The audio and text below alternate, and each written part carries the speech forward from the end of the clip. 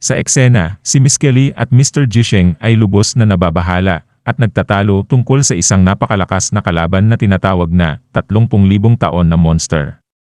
Miss Kelly ay hindi makapaniwala sa lakas ng monster at nagtatanong kung may pag-asa pa sila. Mr. Jisheng, sa kanyang analisis, sinasabi na ang laban ay tila hindi na tama. Ayon sa kanya, ang combat power ng monster ay umabot sa 10 milyon, samantalang ang kanilang mga kakampi na 4 na daosi ay may combat power na 100,000 lamang kung pagiging optimistiko ang pag-uusapan. Sinasabi ni Mr. Jisheng na hindi na ito isang laban na maaring manalo pa sila, kahit pa may tulong si Chumo at ang 4 na daosi. Ang lakas ng monster ay sobrang layo sa kanilang kakayahan, kaya mukhang wala na silang pag-asa. Si Miss Las Bishuang ay nagpapahayag ng kanyang pagkabahala na tila ang tao ay wala ng pag-asa. Tinatanong niya si Mr. Jisheng kung may magagawa pa sila. Si Mr. Jisheng, sa kanyang tugon, ay sinasabi na wala silang magagawa dahil ang lahat ng nangyayari sa Secret Land ay hindi pwedeng pakialaman. Kaya ang tanging magagawa nila ay saksihan ang kakalabasan ng laban. Samantalang ang monster, na tila yatang excited na sa kanyang debut ay nagmamadali na tapusin ang laban. Ayon sa kanya, boring na ang kasalukuyang Rift War at gusto na niyang tapusin ito agad. Isang dausinan cultivator, sa huli, ay nagpapakita ng galit at determinasyon. Sinisigawan niya ang monster na tumigil at sinasabing hindi pa ito ang tamang oras para sa kanila. Mas lalo pang tumitindi ang tensyon sa pagitan ng monster at ng mga dausinan cultivators. Sinasabi ng monster na kung hindi lalabas ang 3 kasamahan ng dausinan cultivators, wala silang pag-asa na manalo. Tinutukoy niya rin ang mga tagapagligtas na umano'y natakot sa kanya, at tinatanong kung umaasa pa ito na tutulungan sila ng mga ito. Ang dausinan cultivators, sa kanyang sagot, ay mariing pinapakita ang kanilang tapang at determinasyon.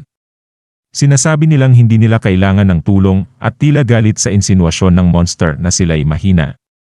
Ang monster, sa huli, ay nagbibigay puri sa tapang ng dausinan cultivators pero binabaliwala ito dahil sa kanyang napakataas na lakas. Ayon sa kanya, kahit gaano pa sila katapang, sa harap ng ganito kalaking lakas, hindi sila makakatayo. Ang dausinan cultivators ay nagpapakita ng matinding tapang at determinasyon. Sinasabi nila na hindi siya katulad ng ibang duwag na nawawalan ng loob.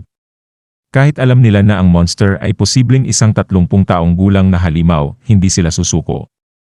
Nagpapahiwatig pa siya na ang kanyang kalaban ay hindi ang totoong katawan ng monster, kundi isang mental projection lamang.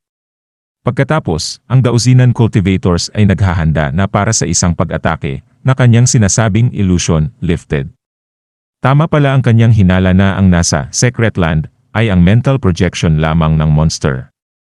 Sa huli, ang monster ay inaamin na interesado siya sa pangyayari. Hindi niya inaasahan na agad silang makikita ng isang dausinan cultivators. Nabanggit din niya na may shortcut na papunta sa Secret Land at magkikita sila ng personal sa madaling panahon. Ang dausinan cultivator ay tila pagod na sa walang tigil na pagyayabang ng monster. Ang monster, bilang tugon, ay sinasabi na kahit hindi niya maipadala ang kanyang buong enerhiya sa pamamagitan ng shortcut, sapat na ito para magpadala ng isang 5,000 taong gulang na monster. Hinamon niya ang dausinan cultivator na tiyakin kung ito ay pagyayabang o hindi, at inihayag na gawin ang lahat para mabuhay bago siya dumating ng personal. Ang mga dausinan cultivators, sa kanilang reaksyon, ay nabigla na totoo pala ang sinabi ng monster na may 5,000 taong monsters. Sa huli, ang monster ay naguguluhan kung bakit hindi pa siya nakakarating sa Secret Land. Parang may problema o sagabal sa kanyang pagdating. Habang ang lahat ng tensyon at aksyon ay nagaganap sa Secret Land, lumipat tayo sa ibang lugar na tinatawag na Pale Earth. Dito, si Chumo ay hawak ang isang portal at nagtataka kung ito ba ay ginagamit sa pag-transfer ng mga monster. Napansin niya na kakaiba ang itsura ng portal at naisip niyang ang pinakamainam na gawin ay bunutin ito o tanggalin muna para masuri. Sa eksena, nagkakaroon ng problema ang monster sa paglabas mula sa portal. Nahihirapan itong makalabas na nagiging dahilan ng pagtataka ng dausinan cultivator kung nabigo ba ang transmisyon. Sa panig ni Jingxiang, napansin niyang parang hinihila pabalik ang monster sa portal. Ang monster, sa kanyang bahagi, ay naguguluhan din. Napansin niyang matagumpay ang teleportasyon ng Snake Man at pagkatapos ng malaking sakripisyo ng kanilang Lord, dapat ay maipadala ang teleported Crystal House sa Pearland. Pero dahil sa mga nangyayari, nagduda ito na baka may problema sa Pearland. At ginamit ng monster ang isang skill na tinatawag na Circular Light Mirror upang makita ang nangyayari sa Pearland gamit ang Crystal House. Ngunit biglang pinakita si Chumo at na-interfere ang transmisyon ng monster. Kasunod nito, may mga mensahe na lumitaw mula sa mga audience. Nagulat sila na si Master Mo o Chumo ang lumitaw. Nagsimula silang mag-espekula na baka si Chumo ang nagpatigil sa transmisyon ng monster. May iba pang mensahe na nagsasabi na ang mga taong dati-rati nagduda kay Master Mo ay dapat nang manahimik. Binatikos din nila ang isang karakter na Daozi dahil sa kanyang kabiguan at sa umano'y pagkolekta ng Destiny Coins na walang silbi. Lumipat tayo sa isang studio kung saan naroroon sina Miss Kelly, Mr. Jisheng, at Miss Las Bishwang. Lahat sila ay labis na nagulat sa biglang paglitaw ni Chumo na dati nawala sa turbulence of time and space. Si Miss Kelly ay namangha at hindi makapaniwala na napigilan ni Chumo ang transmisyon ng monster. Samantalang si Mr. Jisheng ay nagulat sa kakayahan ni Chumo na makarating sa Pearland, isang lugar na napakadelikado at bawal para sa mga monster. Tumawid si Chumo sa mga monster sa abyss at natukoy ang eksaktong punto ng teleportasyon sa Secret Land. Tinawag ito ni Mr. Jisheng na milagro. Subalit may ibang opinyon si Miss Las Bishwang. Sa kanyang palagay, hindi ito milagro kundi bahagi ng masusing plano ni Chumo. Inakala niya na pati ang kapangyarihan ni Master Ku sa espasyo ay ginamit ni Chumo para makarating sa Pearland. Si Mr. Jisheng ay tila sumasang-ayon sa teorya ni Miss Las Bishwang. Anya, maraming sorpresa ang dala ni Chumo na kung ikukumpara sa mga plano ng apat na pangunahing sekta at ng kanilang alyansa, para lang silang mga palaboy na nagpe-perform. Paglipat ng eksena, kausap ng monster ang isang clone. Sa una, ang misyon ng clone ay pumasok sa Secret Land at patayin ang lahat ng mga cultivators. Subalit nagbago ang plano. Dahil gusto ni Chumo na pigilin ang teleportasyon, inatasan ng monster ang clone na pumunta sa Pearland at patayin si Chumo para wasakin ang huling pag-asa ng sangkatauhan. At lumitaw si Chumo sa Pearland at hinila ang monster clone patungo sa kanya. Isang malakas na suntok mula kay Chumo ang naging sanhi para bumagsak ang monster clone sa lupa. At paglipat ng eksena, pinapanood ng monster ang nangyari. Ayon sa kanya, pagkakamali ni Chumo ang paghila sa clone patungo sa Pearland. Inamin ng monster na lumampas na sa kanilang inaasahan ang lakas at talento ni Chumo, pero kulang pa rin ito para makipaglaban sa isang 5,000 taong gulang na monster. Tugon ni Chumo, nakapagligtas ang monster ng basura, at ito ay ang clown, pero hindi nito mailigtas ang sarili nito. Sa nakakatuwang mensahe napansin din ni Chumo na wala na bang ibang monster sa kabila ng mundo at pati ang circus ay na-teleport. Ang clone ay nagbabanta kay Chumo na papatayin siya. Tugon ni Chumo, pinili niya ang angkop na lugar kung saan siya maglalanding pagkatapos itapon ng suntok ni Chumo. Biglang lumitaw ang isang system na nagpapakita ng impormasyon tungkol sa kalaban na tinatawag na Copy Demon. Ayon dito, ang clone ay isang root demon na nagmula sa pinakapundamental na takot ng mga tao at mayroon itong napakalakas na kapangyarihan. Mayroon din itong Copy Domain, isang lugar kung saan ang sinumang papasok ay mapipilitang kumpletuhin ang mga random na task. Kapag nabigo, sila ay mau-optimize o kaya'y gagawing walang silbi. Sabi ni Chumo, hindi na maaaring lumapit pa sa kanya ang clone. Sa eksena, ang clone ay napunta sa ibang mundo at nagtataka sa kakaibang bagay na nakikita niya sa paligid. Biglang lumitaw si Chumo at nagsabi ng complete the mission or die. Gulat at naguguluhan ang clone at nagtatanong kung anong mission ang tinutukoy. Hinahawakan ni Chumo ang isang papel at sinasabing hindi ba niya ito nahuli na mahalagang bagay ito. Nagmamadaling lapitan ni clown si Chumo upang makuha ang papel ngunit hindi niya magawa. Parang may hadlang na hindi siya makalapit. Sinabi ni Chumo kay clone na hindi na sila nasa parehong dimensyon, kaya hindi na siya maaring lapitan ng clone. Ngunit dahil mabait daw si Chumo, binigyan niya ng task ang clone na gumawa ng 10,000 push-ups gamit ang isang kamay sa loob ng 1 minuto.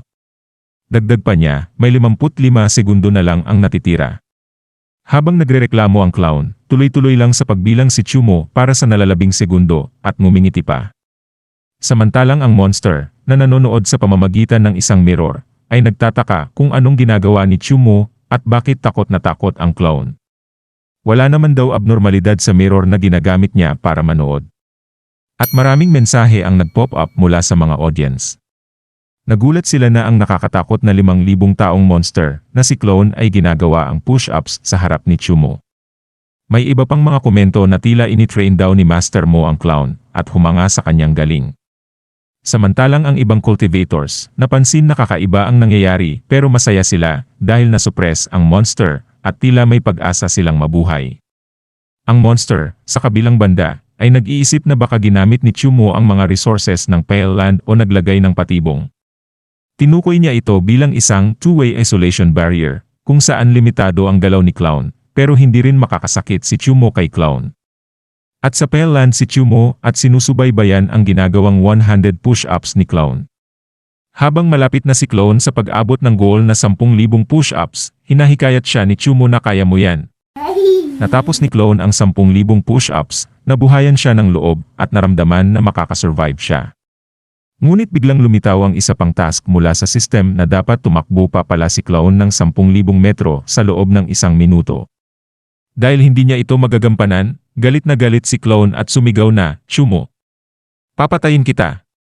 At sinubukan ni Chumo na patahimikin si clown habang nasa puntong mawawala ito dahil sa hindi natapos na task. Sinabi ni Chumo na tama ang kanyang nabasa sa task sheet na ang requirement ay 100 push-ups lamang. Imbes na mapakalma, lalo lang uminit ang ulo ni clown. Matapos nito, umusbong ang mensahe na magsisimula na ang parusa na nagpapahiwatig na simula na ng kaparusahan para kay clown dahil sa hindi niya pagkakatupad sa task. Sa eksena, nagulat ang mga manonood nang biglang mawala si clown habang ginagawa ang push-ups. Ang monster ay hindi rin sigurado kung ano ang nangyari, ngunit nagdesisyon itong ituloy ang kanyang plano na magpadala ng higit pang mga tauhan. Sa kabila ng pagkamatay ni clown, nananatiling determinado ang monster na ipagpatuloy ang kanyang misyon. Binanggit niya na ang material ng Crystal House ay napakatibay at hindi madaling masisira kahit ng isang 10,000 taong gulang na halimaw, kaya't magpapatuloy siya sa pagpapadala ng mga tropa. At pinapakita mula sa Pale Land napakadaling nasira ni Chumo ang Crystal House na nagdulot ng pagtataka at pagmumuni-muni kay Jingxiang at sa isang dausinan cultivator. Habang pinapanood ang ginagawa ni Chumo, nagsimulang magbago ang opinyon ni Jingxiang tungkol sa lakas at kakayahan na kailangan para iligtas ang mundo.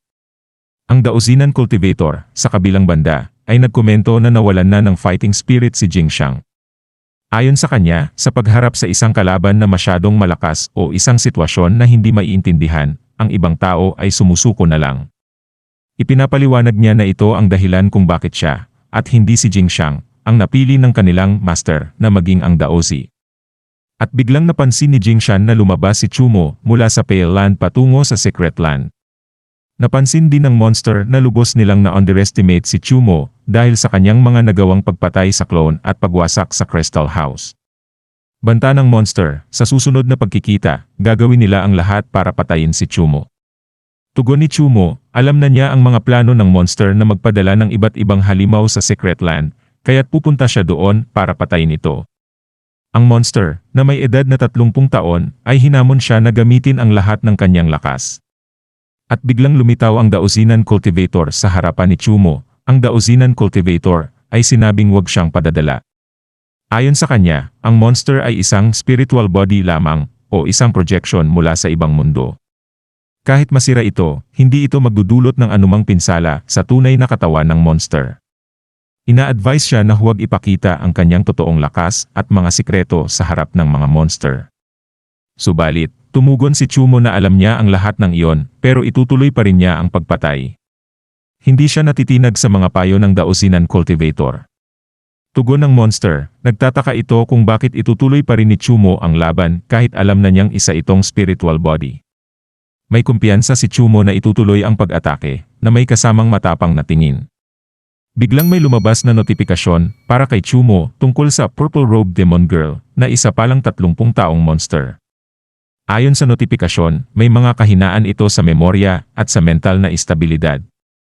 Kapag tugma ang frekwensya ng atake sa kanyang spiritual body, maaring magdulot ito ng malubhang pinsala sa tunay na katawan ng monster. Sa kabila nito, tila walang takot ang monster, at hinahamon si Chumo na ipakita ang pinakamalakas niyang atake. Ani ng monster, mas madali nilang mapapatay si Chumo sa susunod na pagkakataon kapag nakita nila ang kanyang lakas. At sa pagkakataon na makikita ng monster ang malaking kamay ni Chumo na puno ng napakalakas na enerhiya, biglang nararamdaman ng monster ang kanyang sariling tibok ng puso, kasama ng matinding takot.